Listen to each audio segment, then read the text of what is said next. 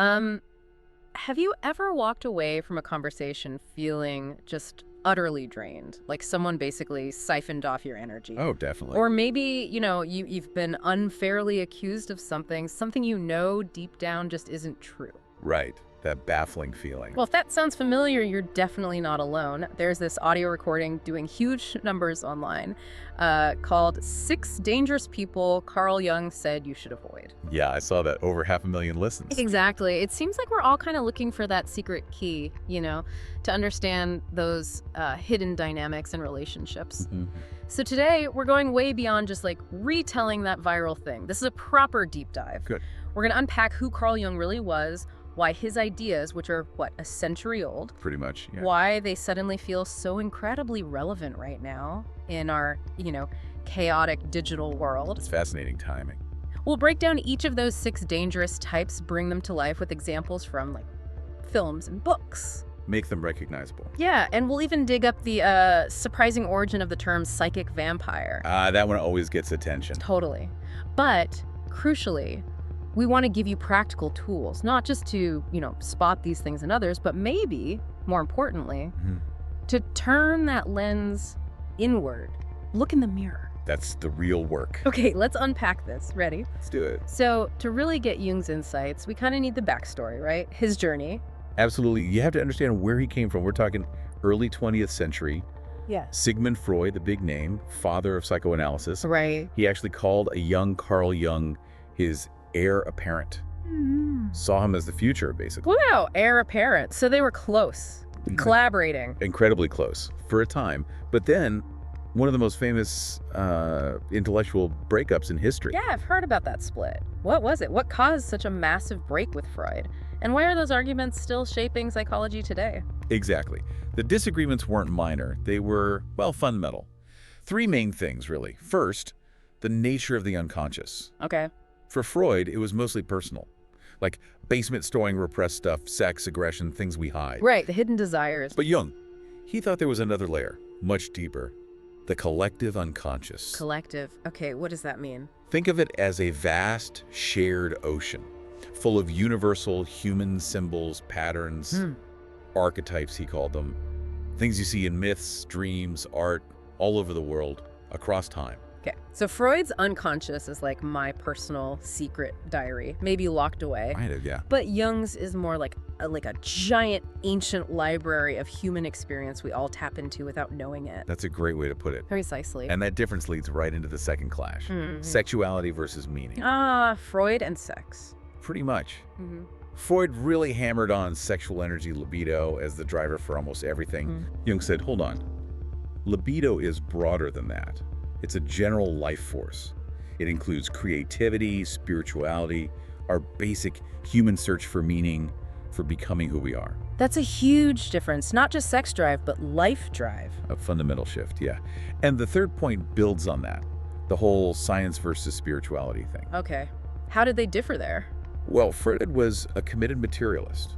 He often viewed religion, spiritual searching, as a kind of collective neurosis, an illusion we use to cope. A bit dismissive, maybe? You could say that.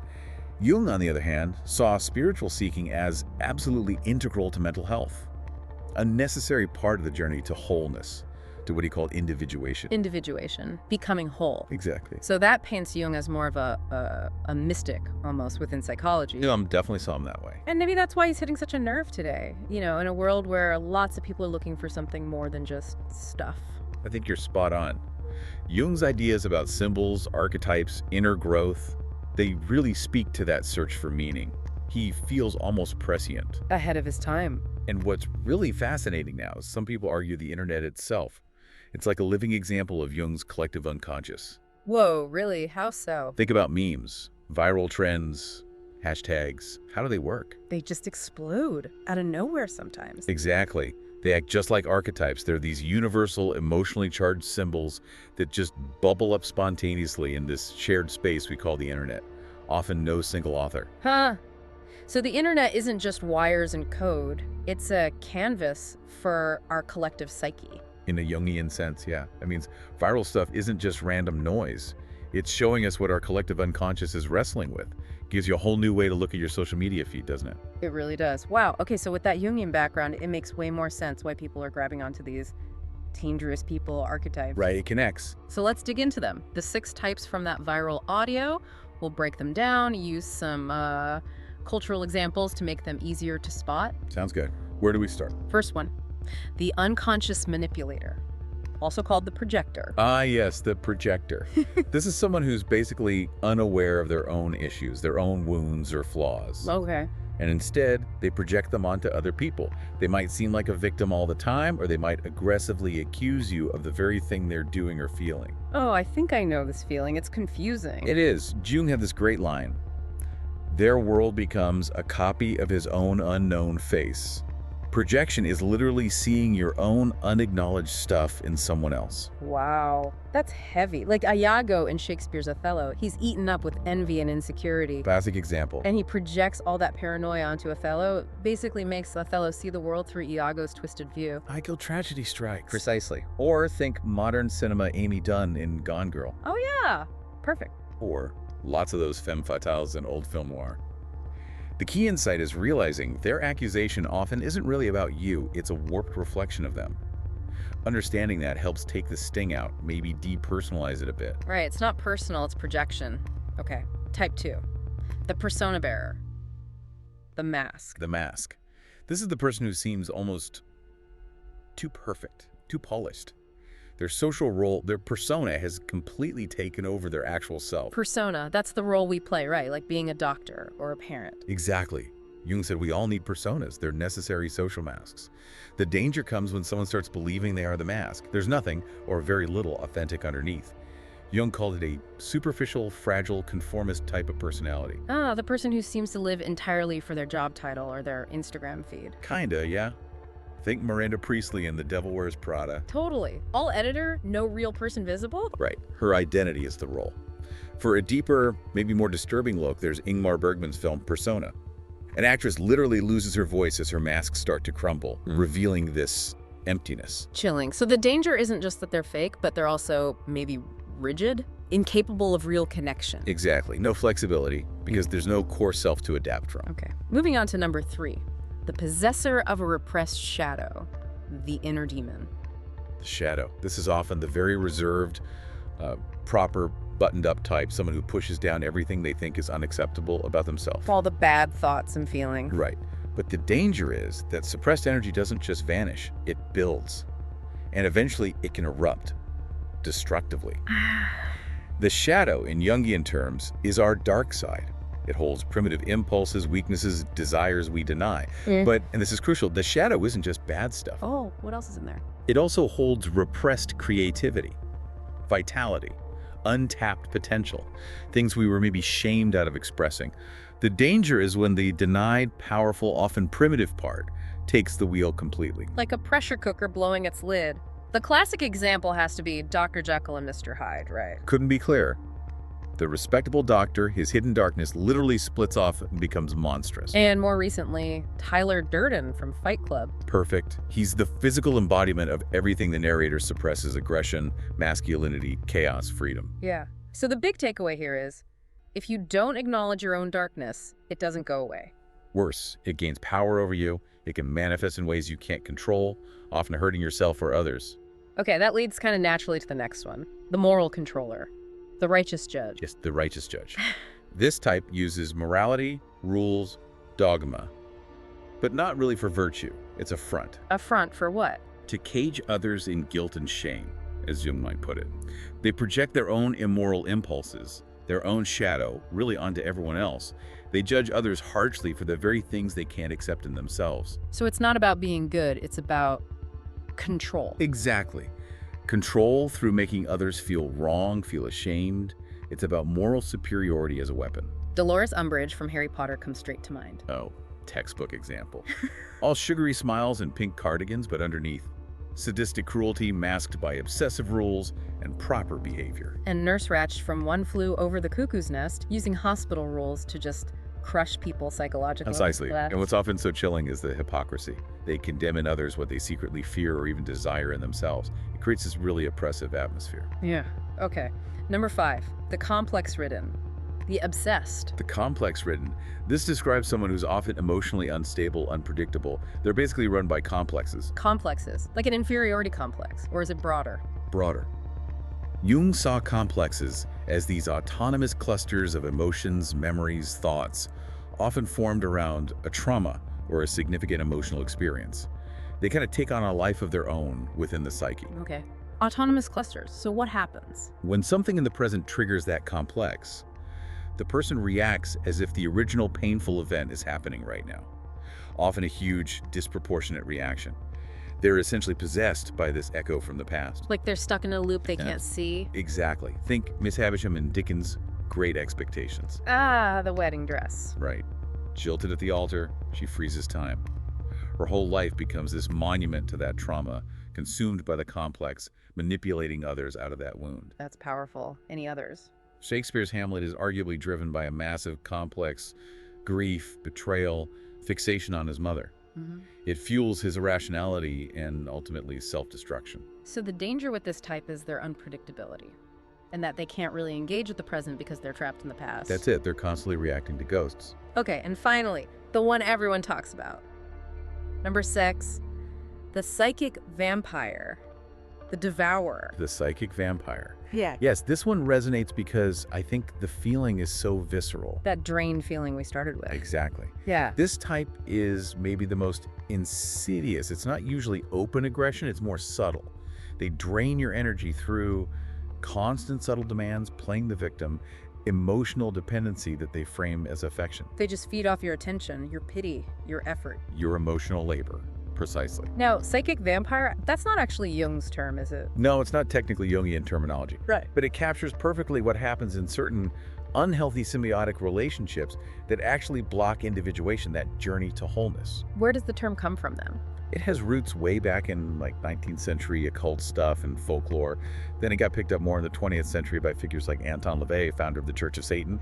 Now it's just common slang for anyone emotionally draining. Right. But the Jungian link is that these relationships stop growth.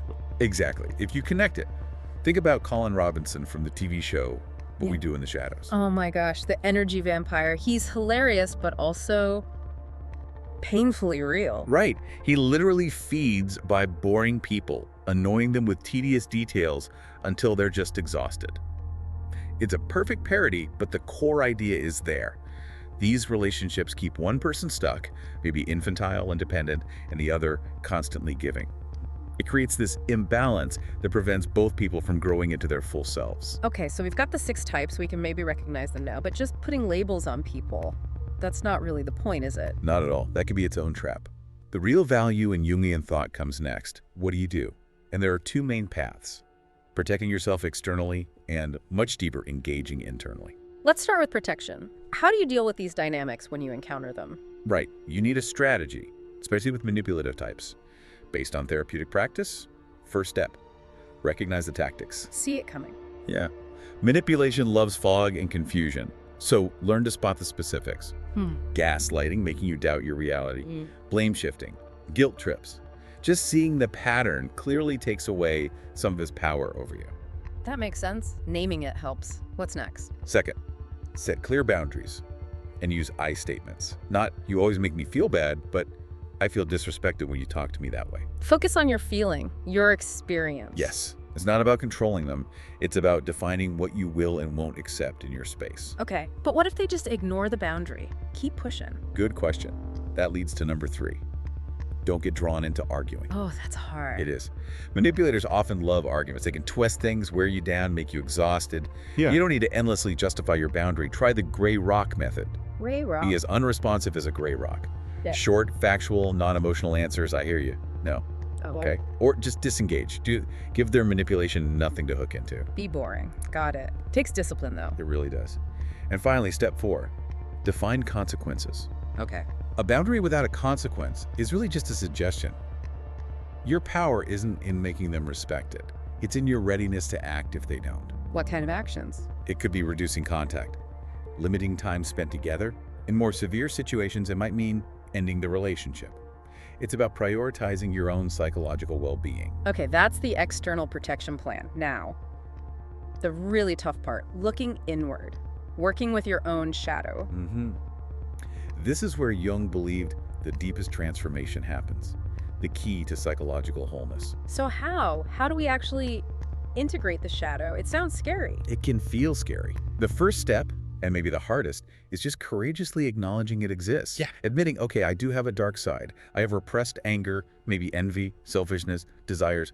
I judge harshly. We all do. It's human. Just admitting it, that's step one. It's tough, especially if you try to be a good person. Totally. It's a constant process, like you said. And that leads right to the second point. Pay close attention to your projections. The projector again, but this time it's us. Exactly. Where do you see your shadow most clearly? Often, it's in other people. What qualities in others trigger the strongest, most out-of-proportion emotional reaction in you? Like if I absolutely hate arrogance in someone else. It might point to some unacknowledged arrogance lurking in your own shadow. Those really intense reactions. They're like big flashing arrows pointing inward. Wow, okay. That reframes judgment completely. What else? Third, you can try to dialogue with the shadow. It sounds a bit weird, maybe? How? Like talk to it. Kind of. Using something like journaling. Consciously try to converse with parts of yourself you usually deny. Your inner critic, maybe, or your inner victim, or that angry part. Ask them questions. What do you want? What are you trying to protect me from? What gift might you hold? Give these parts a voice. Interesting. Giving the shadow a voice instead of just suppressing it. Exactly. And finally, a classic Jungian tool. Analyze your dreams. Dreams are seen as a direct line to the unconscious. So get a dream journal. Write them down. Pay attention to recurring images, figures that feel significant, scenarios that feel emotionally loaded. They're sending symbolic messages from your deeper self, often revealing what your conscious mind is ignoring or repressing. Dreams as messages from the shadow. Okay, lots to work with there. But before we wrap this all up, we should probably add a little pinch of salt, right? Some healthy skepticism. Absolutely essential. Jungian psychology, while incredibly insightful for many, does face criticism. A big one is the lack of hard, empirical, scientific proof for some concepts. Like archetypes or the collective unconscious? Exactly. They're powerful ideas, but they're very difficult, maybe impossible to measure or prove in a laboratory setting. So academically, it often sits closer to philosophy or even spiritual thought than strict science. That makes sense. And there's another danger, isn't there, with how these ideas get used or misused in popular culture? Oh, definitely. The rise of pop psychology and what some call therapeutic language, it could be a double-edged sword. How so? Well, when terms like narcissist or toxic or even gaslighting get thrown around carelessly to label anyone we don't like or have conflict with. Yeah, you see that online all the time. Right. It massively oversimplifies complex human beings and relationships. And the real irony, it can become a way for us to avoid looking at our own part in the conflict, our own shadow, which is the exact opposite of what Jung was encouraging. So it becomes another form of projection almost. Labeling them avoids looking at me. Precisely. Okay, so pulling it all together, what's the real takeaway value here? I think the value is twofold. These 6 profiles, they are useful. They're like diagnostic tools for recognizing potentially unhealthy patterns in relationships around you. They give language to confusing experiences. That's valuable in itself. Definitely. But their true power, the deeper potential, is unlocked only when we turn that diagnostic tool back onto ourselves. So it's not just about spotting the psychic vampires out there. No. The ultimate goal isn't to become an expert labeler. It's to use these concepts to spark a more courageous, honest dialogue with the dangerous and also powerful, creative, vital parts within ourselves. That's the path to individuation you mentioned. That's Jung's core idea, becoming more aware, more authentic, more whole. It's about integrating the shadow, understanding our projections, taking responsibility for our inner world, not just reacting to the outer one. Wow. So it starts with seeing the patterns outside, but ends with understanding the patterns inside. Beautifully put. That's the journey. Well, thank you for joining us on this very deep dive into Carl Jung and these fascinating, maybe unsettling ideas. My pleasure. It's rich territory. As you listening reflect on all this, here's maybe a final thought to chew on. Which of these 6 profiles have you encountered most often out there in your life? And be honest now. Which one sometimes feels like it wakes up inside you? That's the challenging question. It really is. We wish you well on whatever that question stirs up for you on your own journey of self-discovery. Thanks for listening, and we'll catch you on the next deep dive.